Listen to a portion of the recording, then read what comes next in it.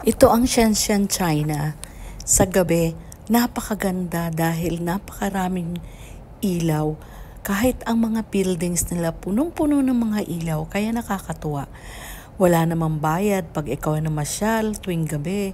At napaka-safe dahil walang krimen doon.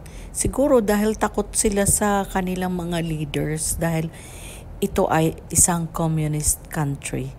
Pero masarap umikot ng libre sa gabi kahit hindi ka nagbabayad sa mga entrances kasi wala namang entrance dyan. Maglalakad ka lang sa mga glass bridge nila, pupunta ka sa mga mall, tingin-tingin ka lang, yung sinasabi pang window shopping. Ganon lang.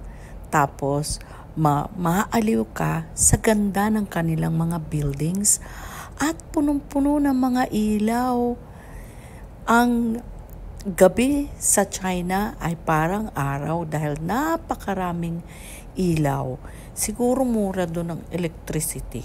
Oo nga, mura ang electricity sa China. Sana ganun din sa Pilipinas, maging mura ang electricity para araw-araw kahit gabi, kahit araw, naka-on ang ating aircon. So, ito ang Shenzhen, China. Napakaganda.